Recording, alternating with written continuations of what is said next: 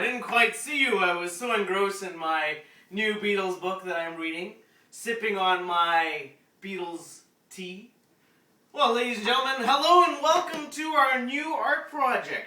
Today we're going to be doing a haunted house. Ooh, very scary! We're going to need a few items to get ourselves started for this haunted house. It's not any old haunted house. It's going to be kind of special, kind of neat. A lot of neat stuff we're going to do with it. We're going to start off with some black construction paper. You're going to need some yellow construction paper. And you're going to need yourself some orange construction paper. Some other materials that you're going to need before we get started is a nice pencil. Make sure it's sharpened. You're going to need an eraser just in case you make any mistakes. You want to erase those mistakes. Get a nice eraser. You're going to need some glue, a nice glue stick. You know how Mr. Shiny loves to glue things. You need some scissors because we're going to be cutting out some things, including the haunted house. And you're going to need a couple felts. Some dark felts would do very nicely. I'll show you what these are for a little later on. I've got myself a black and a brown. I'll let you know what that's going to, or when that's going to come into play. And for your pleasure, we have some nice colored chalk. I'll also show you what we're going to do with that. It kind of adds a neat effect to the haunted house. All right, so we're going to start off by taking our black construction paper.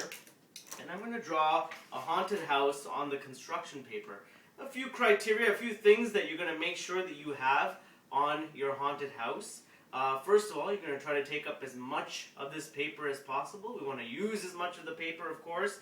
You're going to want at least 3 cutouts in your haunted house. What are cutouts, Mr. Shiny? By cutouts, I mean you're going to have at least 3 windows, or 2 windows and a door, or 5 windows and no door. As long as you have at least 3 cutouts, I'll be satisfied. I'm going to draw myself a nice haunted house here so you can see what I'm talking about. Let me take my pencil, and alright, let's make sure it's there. And I'm going to draw my haunted house. I'll show you what it looks like once I'm done. Let's get some little details right here. Alright. Window right there. Staple. Right, almost done. Right there. Right there. Right there. All right. Looks like we're done. And that's what my haunted house looks like. You can see I've drawn it. I've even outlined it in chalk so you can see it. Looks pretty nifty. Here are those places where those cutouts are going to be. You can see I have a door at the bottom. Got a window here, a window here, a window here. I've tried to take up as much space as possible. The next move we're going to make is cutting out our fancy haunted house.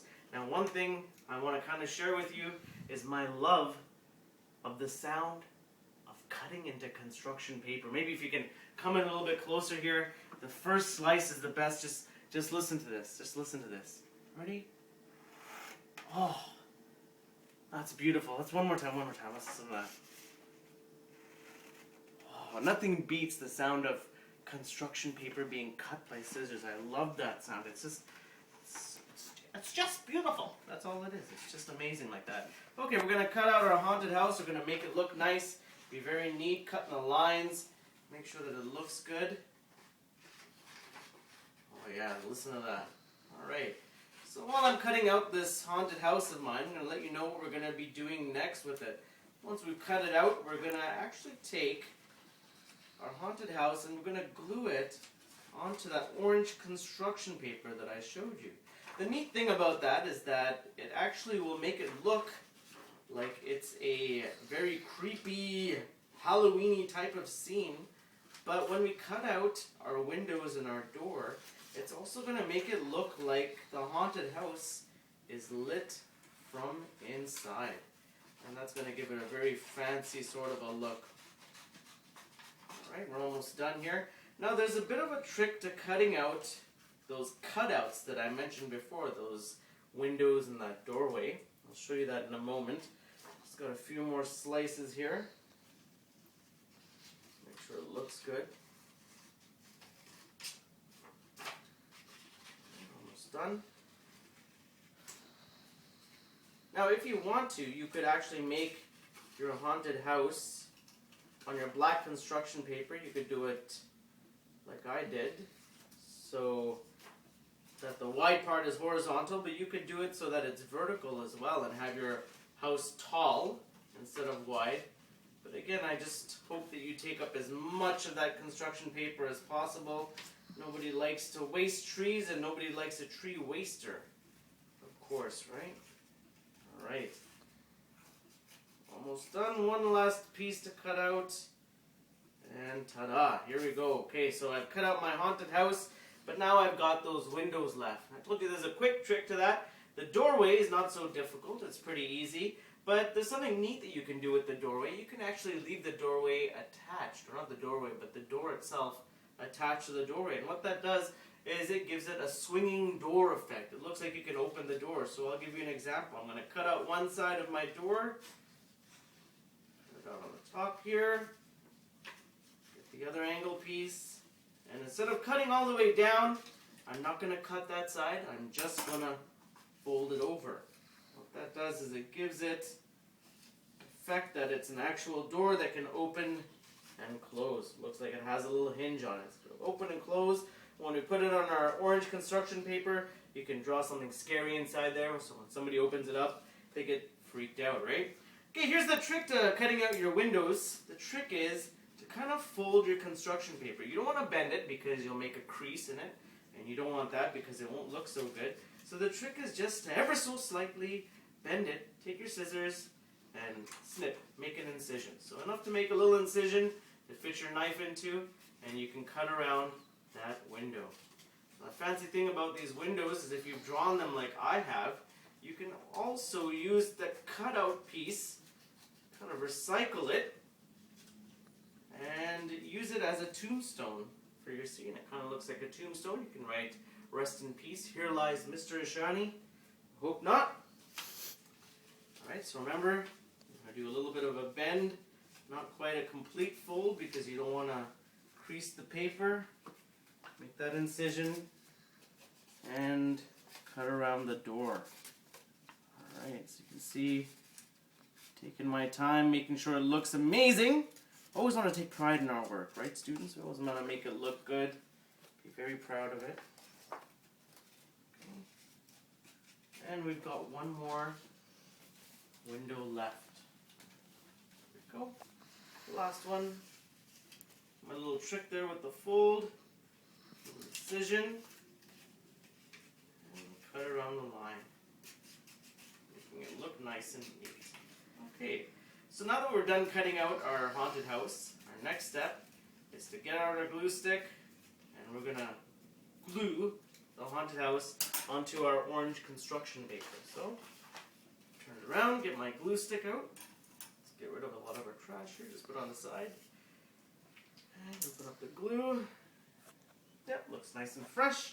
And we're going to glue our haunted house. We always want to glue our small pieces and glue them onto our big piece. Our big piece being the orange construction paper, our small piece in this case being the actual haunted house that we cut out.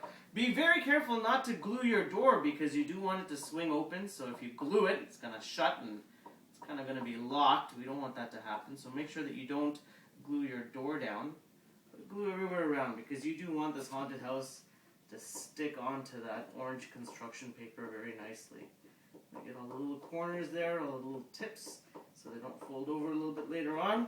Looks good. Got our glue on there, and we're going to take our orange construction paper, and we're going to take our freshly glued haunted house, and we're going to place it right on the construction paper, like so. Here you go.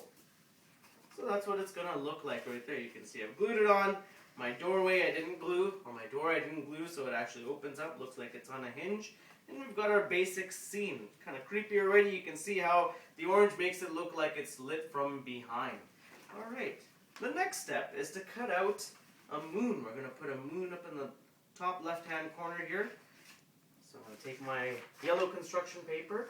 Easiest way to make a moon is to take it and actually fold that little piece down and cut a semicircle. You can see I've practiced it already. Really, I wanted to make a little mask. Didn't look so good, but there we go. So we're going to cut out a little semicircle from my folded yellow construction paper.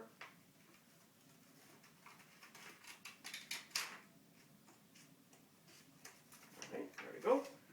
We unfold it. We have a nice little moon. You can trim it a little bit if you don't feel like it's a perfect circle. moon doesn't have to be a perfect circle now, does it?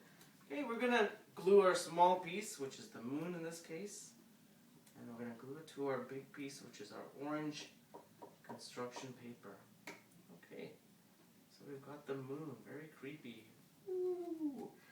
Now here's your chance to use some of your scrap construction paper. Like I said, if you wanted to use some of the windows that you've cut out and make them tombstones, you could do that and add it to the scene right there. I'm actually going to take my felts and I'm going to try to draw a tree, a creepy looking tree now. Sometimes I can draw a really good tree and sometimes I can't. Let's see if this one works out. Alright, let's see here.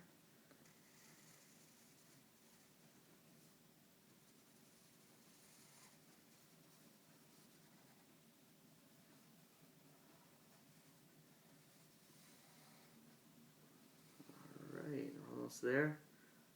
I'll give it one more branch. Kind of like that. Let's give it one more branch. Alright. Kind of looks creepy. Not the best tree in the universe, but hey, it's a tree that I made. Now something else you can do with that scrap construction paper that you have is to cut out a bat-like figure. So you can take even something small like this and just cut out something that looks like a bat. Make it look pretty freaky if you can. Alright. Very simple. Just take your time again. I'm going to cut out something that looks like a bat. I mean, it's not going to be the best bat, but I just want you to show you what you can do. Well, this is your chance to be very creative. You can add a number of different things. Here's a bat, sort of a bat. Looks more like a bird of some sort. That's maybe not even a bird. And you can just add it to your scene. You can even put it directly on top of the moon, so it looks like it's a little shadow on top of the moon. And there you go. You've got a nice haunted house. You've got a nice scene. Looks very scary. One more thing I'll add before we finish up here is I told you that you could actually draw a ghost-like figure inside your door to scare the people who open it up, right?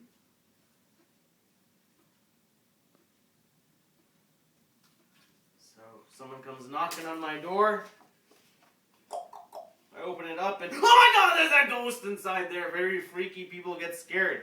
Now, next move is to use some of our chalk. And with the chalk, you can do a number of things. Now, the beauty of using the chalk on black construction paper is that it shows up so nicely. So, something you could do is you could draw a spider web. Let's see if I could do a nice spider web here.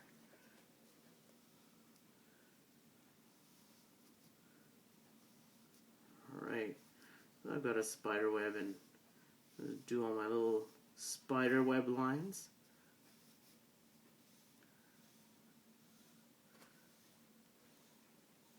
And maybe you can make yours look a little bit better than mine.